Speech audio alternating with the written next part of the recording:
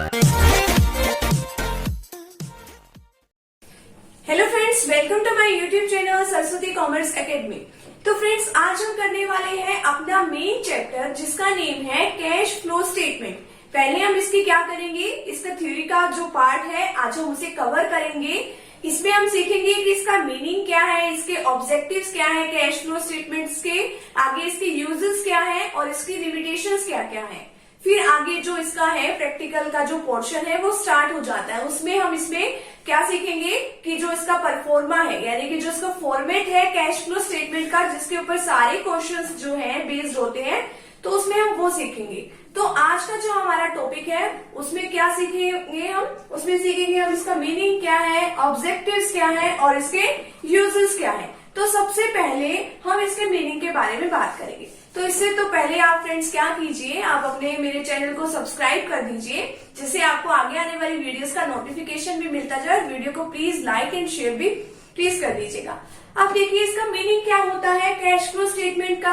Cash flow statement का मतलब है कि हमें कितनी कैश मिली है और हमारे पास से कितनी कैश गई है। ठीक है, अब देखो कैश फ्लो स्टेटमेंट हमें क्या बताता है, एक स्पेशल पीरियड के दौरान, ठीक है, एक स्पेशल पीरियड के दौरान, यानी कि एक टाइम पीरियड है, उसके अकॉर्डिंगली कि हमें कितनी कैश रिसीव हुई है और कितनी हमारे पास से कैश गई है। तो ये हमें उस चीज की समरी दे देता है। अब देखिए इसमें क्या बताता है, ये दो बैलेंस शीट की डेट्स के बीच में, यानी कि हम कभी भी दो बैलेंस शीट बना सकते हैं, 6 मंथ्स के बेसिस पे भी और फुल ईयर के बेसिस पे भी।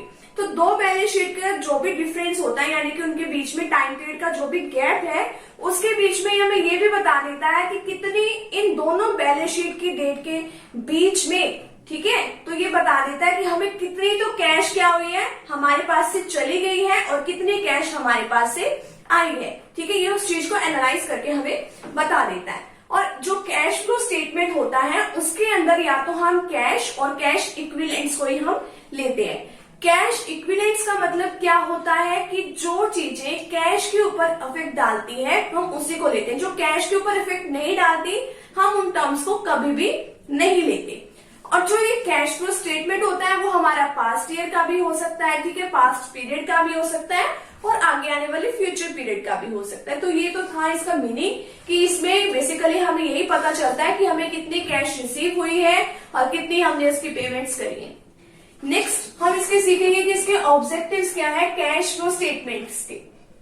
इसमें क्या बताया जाता है कि ऑपरेटिंग, इन्वेस्टिंग और फाइनेंसिंग एक्टिविटीज जो होती है हमारे पास कैश फ्लो स्टेटमेंट्स में 3 एक्टिविटीज होती है। कौन कौन सी 3 एक्टिविटीज होती है? फर्स्ट होती है हमारे पास ऑपरेटिंग एक्टिविटी, सेकंड होती है हमारे पास इन्वेस्टिंग एक्टिविटी और थर्ड होती है हमारे पास फाइनेंसिंग एक्टिविटी।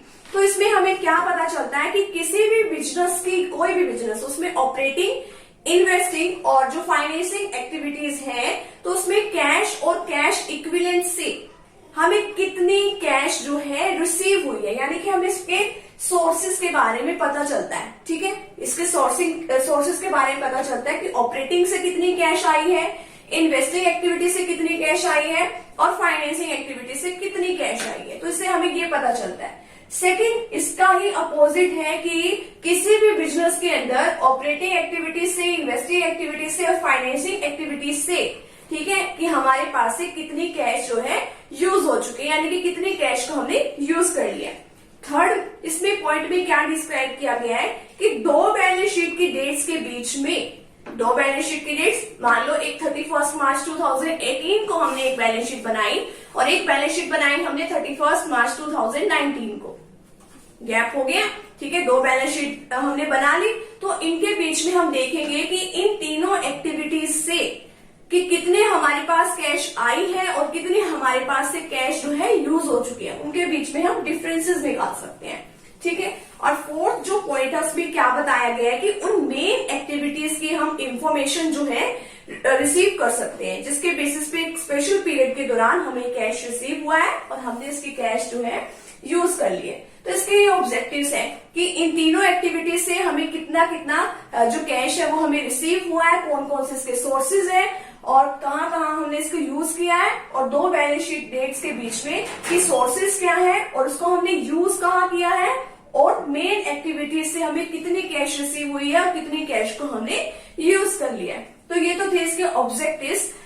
नेक्स्ट है इसके uses of cash flow statements. आगे जो है इसके 8 और 9 पॉइंट्स है। तो इसमें इसके यूजेस के बारे में बताया गया कि useful for short term financial planning, useful in preparing the cash budget. तो अब हम इसके बारे में अभी सीखने वाले हैं।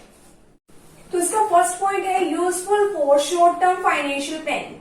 तो इसके फर्स्ट पॉइंट में क्या डिस्क्राइब कर रखा है कि ये शॉर्ट टर्म फाइनेंशियल प्लानिंग करने के लिए भी हमें हेल्प करता है। तो ये किस तरीके से हमारी हेल्प करता है, तो ये मैनेजमेंट के लिए इसमें ये फाइंड आउट करना इजी हो जाता है कि क्या उनके पास डे टू डे एक्सपेंसेस करने के लिए और टाइम के अकॉर्डिंग क्रेडिटर्स की पेमेंट करने के लिए क्या उनके पास फंड्स जो है अवेलेबल है या नहीं है।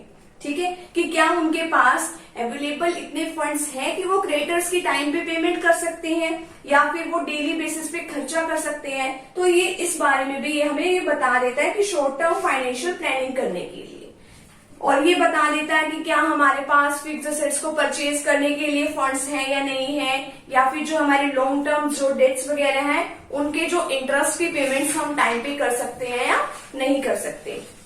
सेकेंड जो है इसमें क्या बताया है, useful in preparing the cash budget. ये कैश बजट बनाने में भी हेल्प करता है। किस तरीके से, फ्यूचर के पीरियड के लिए अगर हम कैश फ्लो स्टेटमेंट जो है वो हमारा कैश बजट के बनाने में भी हेल्प करता है। किस तरीके से, अब देखिए फ्यूचर पीरियड के लिए जो भी हम एस्टिमेशन लगाते हैं, अब आपको पता है कि जो कैश फ्लो स्टेटमेंट है वो हम पास्ट पीरियड के लिए भी बना सकते हैं और फ्यूचर पीरियड के लिए भी बना सकते हैं। अब देखिए ये किस तरीके से हेल्प करता है, इससे हमें ये पता चल जाता है कि हमें आगे आने वाले किन मंथ्स में हमारे पास जो है कैश की जो पेमेंट्स हैं और जो कैश की रिसिप्ट्स हैं, तो वो कौन सी चीज जो है वो ज्यादा है, यानी कि हमारे पास कैश पेमेंट्स जो है वो ज्यादा है कैश रिसिप्ट से, या फिर हमारी कैश रिसिप्ट ज्यादा है किससे, कैश पेमेंट से।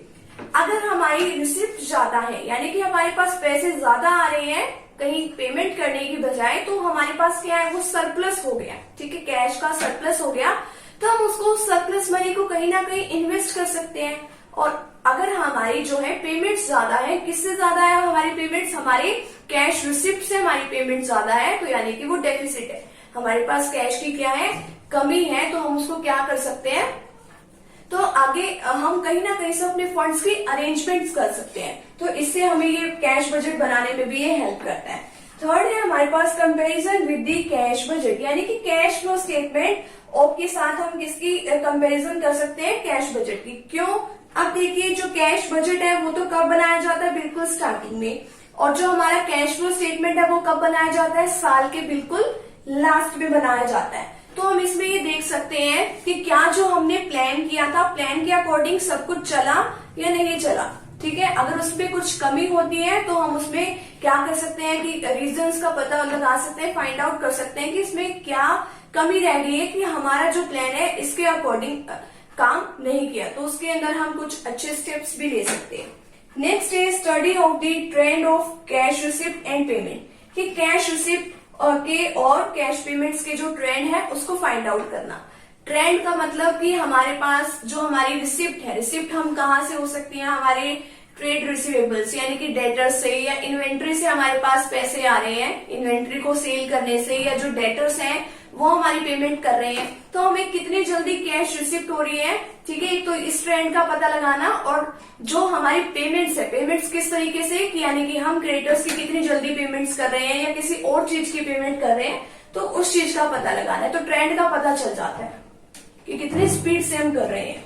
नेक्स्ट है it explains the deviations of cash from earnings, यानी कि इसमें क्या बताया गया है कि कभी कभी तो ऐसा होता है कि हमारे पास कैश इतना होता भी नहीं है, ठीक है, कि जितने प्रॉफिट्स हो जाते हैं, यानी कि कई बार हमारे प्रॉफिट ज्यादा हो जाते हैं और हमारे पास इतना कैश होता भी नहीं है, और कई बार इसका वाइस वर्सा हो जाता है कि हमारे पास कैश की कमी होती है, ठीक है, और हमारे प्रॉफिट ज्यादा हो जाते हैं, और कई बार प्रॉफिट्स कम होते हैं और कैश हमारे पास बहुत ज्यादा हो जाती है। तो इस तरीके से ये वाला पॉइंट था।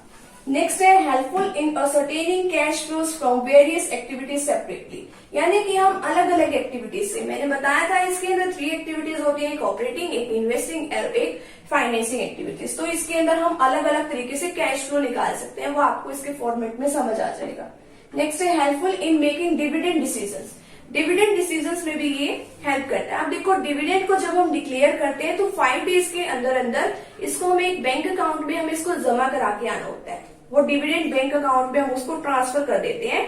तो इसमें ये कैश फ्लो स्टेटमेंट जो है उसकी हेल्प करता है कि हमें कितनी जो कैश है वो हमें कितनी कैश जो ऑपरेटिंग एक्टिविटी से मिलने वाली है। Next test for the managerial decisions. Managerial decisions लेने के लिए भी, अब देखो कि कोई भी हमें फिक्स्ड एसेट्स परचेज करनी है, ठीक है, तो वो हमारे पास कैश होना चाहिए। वो हम कैश कहाँ से लेते हैं? हम वो लेते हैं या तो शेयर्स को इश्यू करके लेते हैं या फिर डिवेंचर्स को इश्यू करके लेते हैं, ठीक है। तो इसमें ये कैश फ्लो स्टेटमेंट हमें बताता है कि इसको किस तरीके से, किस मेथड से और किस एक्टिविटी से हम इस कैश को रिसीव कर सकते हैं। और नेक्स्ट है यूजफुल टू आउटसाइडर, कि आउटसाइडर्स के लिए ये जो कैश फ्लो स्टेटमेंट है वो काफी हेल्पफुल होती है। वो इसके बेसिस पे काफी सारे डिसीजंस ले सकते हैं, ठीक है, उनके लिए डिसीजन जो है काफी हेल्पफुल हो सकते हैं। अब ये आज का जो इसमें हमने इस वीडियो लेक्चर में क्या क्या कवर किया है, इसका मीनिंग कवर किया है, इसके ऑब्जेक्टिव्स को हमने कर लिया और इसके यूजर्स के बारे में कर लिया। तो नेक्स्ट वीडियो में हम क्या करेंगे, इसकी लिमिटेशंस के बारे में करेंगे। तो आज की जो वीडियो है वो हमारी यहीं पे खत्म होती है। मिलते हैं हम नेक्स्ट वीडियो में। तो अगर आप प्लीज चैनल पर न्यू है तो चैनल को प्लीज सब्सक्राइब कर दीजिएगा, वीडियो को लाइक एंड शेयर जरूर कर दीजिएगा। मिलते हैं नेक्स्ट टॉपिक के साथ एंड नेक्स्ट वीडियो के साथ। Thank you very much.